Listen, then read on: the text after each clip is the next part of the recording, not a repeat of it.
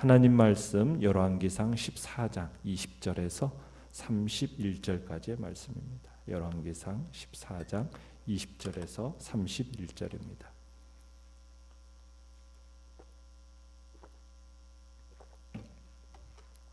열왕기상 14장 20절에서 31절까지 우리 한 목소리로 같이 읽겠습니다. 시작. 여로보암이 왕이 된 지 22년이라 그가 그의 조상들과 함께 잠에 그의 아들 나답이 대신하여 왕이 되니라. 솔로몬의 아들 르호보암은 유다 왕이 되었으니 르호보암이 왕위에 오를 때에 나이가 41세라. 여호와께서 자기 이름을 두시려고 이스라엘 모든 지파 가운데에서 택하신 성읍 예루살렘에서 17년 동안 다스리니라. 그의 어머니의 이름은 나아마요 암몬 사람이더라. 유다가 여호와 보시기에 악을 행하되 그의 조상들이 행한 모든 일보다 뛰어나게 하여 그 범한 죄로 여호와를 노엽게 하였으니 이는 그들도 산 위에와 모든 푸른 나무 아래에 산당과 우상과 아세라상을 세웠습니다. 그 땅에 또 남색하는 자가 있었고 여호와께서 이스라엘 자손 앞에서 쫓아내신 국민의 모든 가증한 일을 무리가 본받아 행하였더라. 르호보암 왕 제5년에 애굽의 왕 시삭이 올라와서 예루살렘을 치고 여호와의 성전의 보물과 왕궁의 보물을 모두 빼앗고 또 솔로몬이 만든 금방패를 다 빼앗은지라. 르호보암 왕이 그 대신 노스로 방패를 만들어 왕궁문을 지키는 시위대 대장의 손에 맡김에 왕이 여호와의 성전에 들어갈 때마다 시위하는 자가 그 방패를 들고 갔다가 시위소로 도로 가져갔더라. 르호보암의 남은 사적과 그가 행한 모든 일은 유다 왕 역대지략에 기록되지 아니하였느냐. 르호보암과 여로보암 사이에 항상 전쟁이 있으니라. 르호보암이 그의 조상들과 함께 자니 그의 조상들과 함께 다윗성에 장사되니라. 그의 어머니의 이름은 나마마요 암몬 사람이더라. 그의 아들 아비암이 대신하여 왕이 되니라. 아멘. 오늘 말씀의 제목은 금방패 잃고 노방패 만드는 신세라는 제목으로 말씀을 나눕니다. 우리는 르호보암에 대한 사건은 우리가 먼저 12장 사건을 통해서 다윗과 솔로몬의 정통 왕권을 계승한 르호보암이 어떤 인물인지에 대해서 우리는 이미 보았습니다. 그래서 그런지 이 르호보암에 대한 기대는 별로 없습니다. 르호보암은 41세에 왕이 되었고 17년 동안 유다를 통치하게 됩니다. 자, 내용 관찰 문제 1번을 보시면 르호보암이 유다를 다스리던 때의 나라의 모습은 어떠했습니까? 자, 22절을 보시면 유다 왕국은 여로보암이 정죄받은 일 못지않은 죄를 저지르게 됩니다. 유다 백성들은 어떤 일을 하고 있습니까? 23절, 24절을 보시면은 나무가 우거져 있는 곳에 목상 세우기 적당한 자리에다가 목상을 세워놓고 거기에 사람들이 와서 절하게 하고 또 그 산 위에 산당을 세웠다 이렇게 얘기하고 있죠. 특별히 예루살렘 앞산은 감람산인데 그 감람산에다가 산당을 지어 백성들이 거기 와서 빌고 분향하게 했다는 얘기입니다. 아주 폐역하고 사특한 종교인 아세라 목상, 그죠? 아세라 목상을 숭배하고 아세라의 짝인 이 바알 숭배를 했던 것으로 보입니다. 또 거기다가 24절에서 보면 그 땅에 또 뭐 하는 자가 있었습니까? 남색하는 자가 있었다. 그래서 여호와께서 이스라엘 자손 앞에서 쫓아내신 여러 국민의 모든 가증한 일을 무리가 본받아서 행하였다. 이렇게 이야기를 하고 있습니다. 참 오늘날도 마찬가지입니다. 이런 문제는 이 시대만의 문제는 아닙니다. 오늘날 우리가 특별히 우상을 만들어 놓고 섬기지는 않습니다. 그렇지만 이 시대도 여전히 돈을 섬기고 세력을 섬기고 명예를 섬기고 특별히 권력을 섬기는 이런 일들이 참으로 많습니다. 그리고 그것을 위해서라면 하나님까지도 이용하는 일들이 있죠. 남색하는 일, 이게 있은 오늘날에도 큰 문제가 되고 있지 않습니까?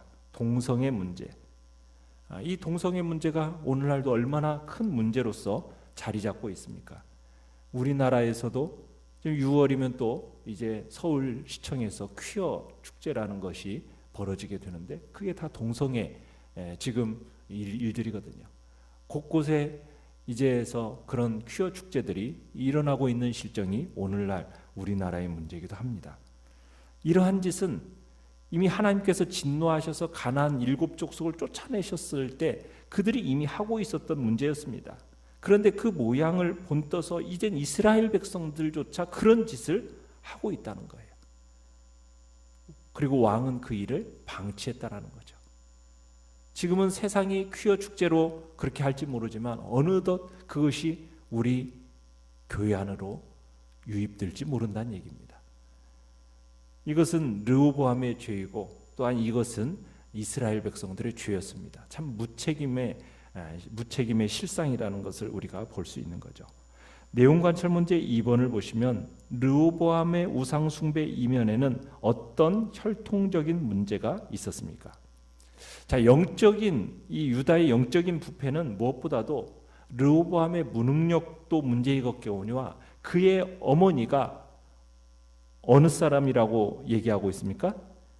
암몬 사람이었음을 강조하면서 그것으로 지금 설명을 하고 있습니다.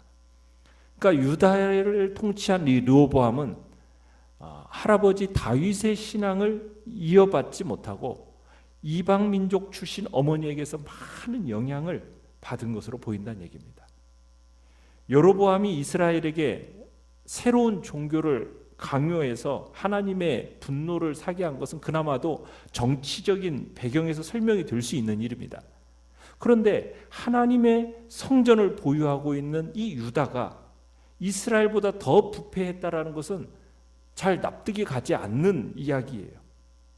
성경 기자도 이러한 유다의 행위를 비난하듯이 21절 거기에 보면 이렇게 표현을 하고 있습니다. 여호와께서 자기 이름을 두시려고 이스라엘 모든 지팡 가운데에서 택하신 성읍 예루살렘, 이렇게 표현을 하고 있어요.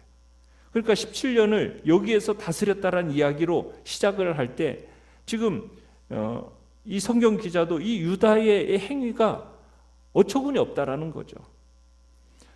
그러면서 성경은 그 다음에 뭐라고 얘기하고 있느냐면 그의 어머니의 이름은 나아마요 암몬 사람이더라. 암몬 사람이 섬기던 우상은 밀곰입니다. 그러니까 밀곰 우상을 섬기는 암몬 여자였음을 그냥 이렇게 한 번만 쓰는 것이 아니라 31절 끝에 가보시면 또 써놨어요. 그죠?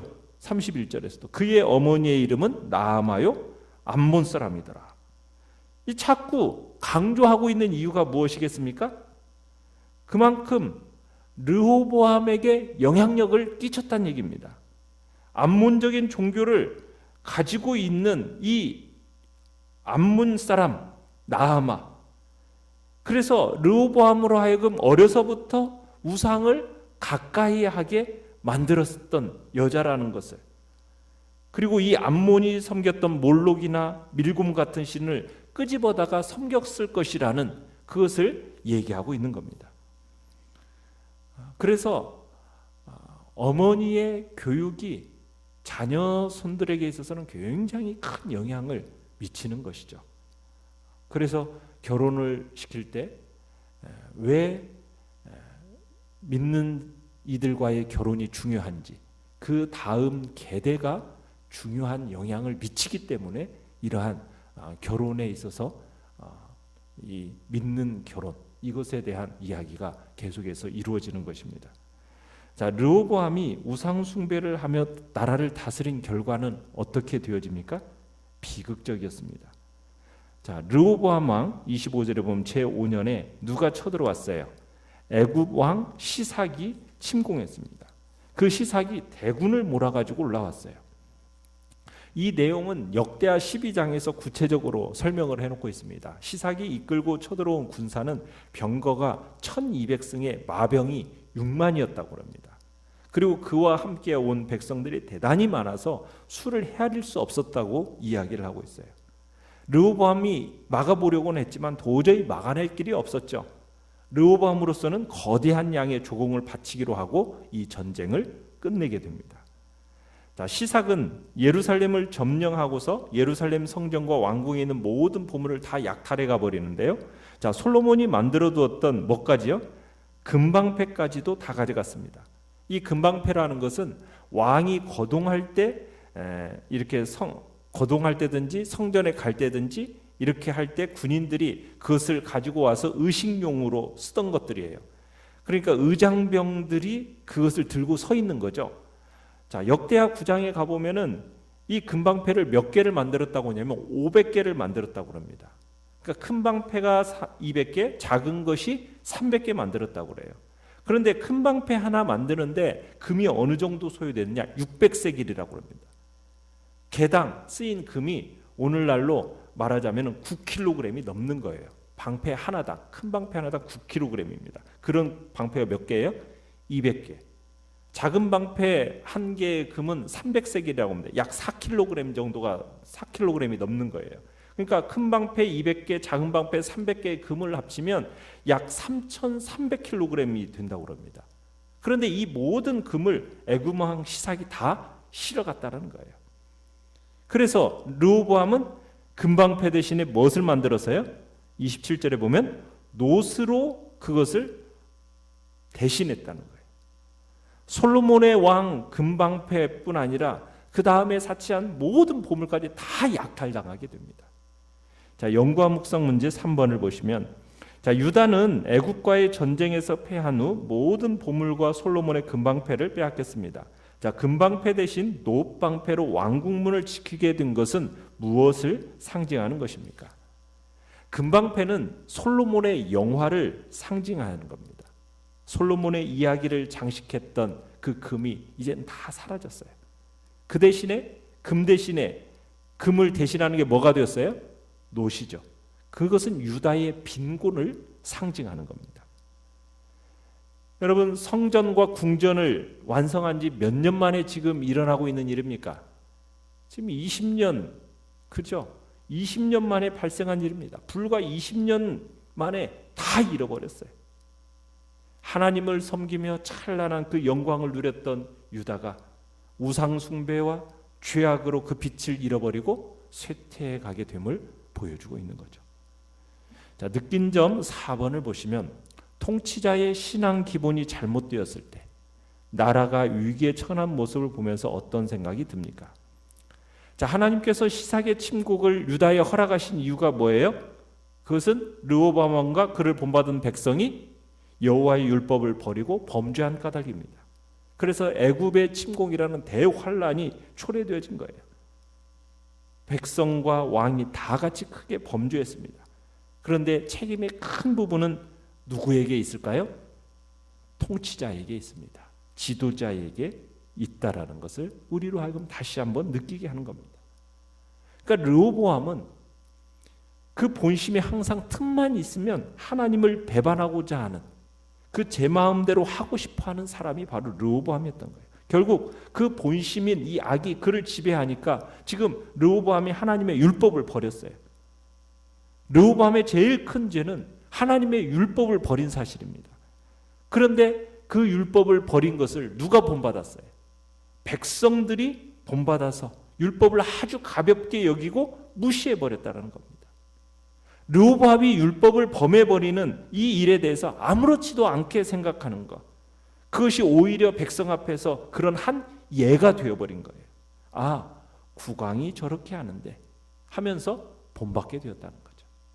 그래서 지도자라는 위치는 항상 참 큰 책임감을 가지고 무슨 말을 하고 무슨 일을 하게 되는 겁니다.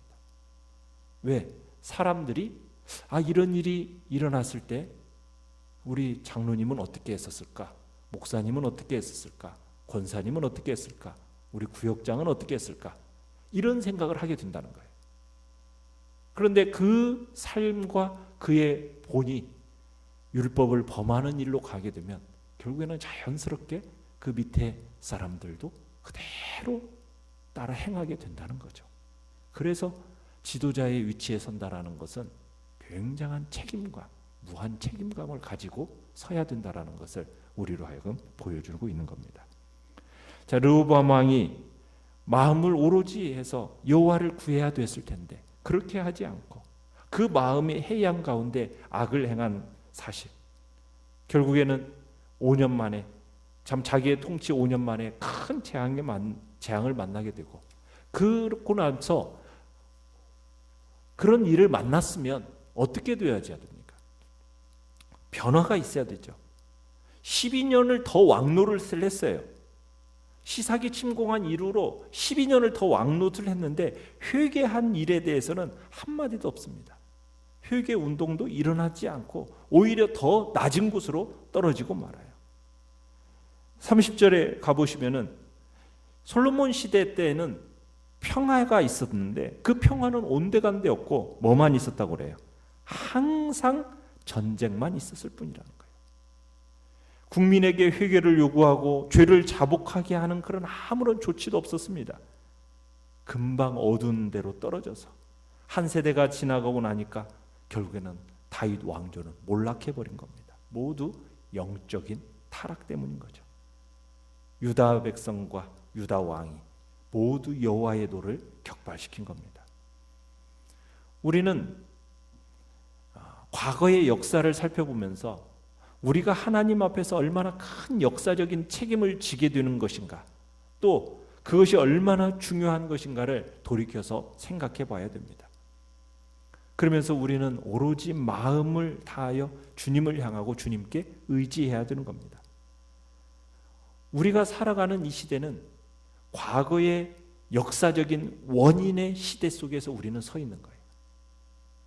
그리고 우리는 앞으로 올 역사의 결과에 대한 원인을 지어가고 있는 사람이라는 것을 또한 생각해야 됩니다.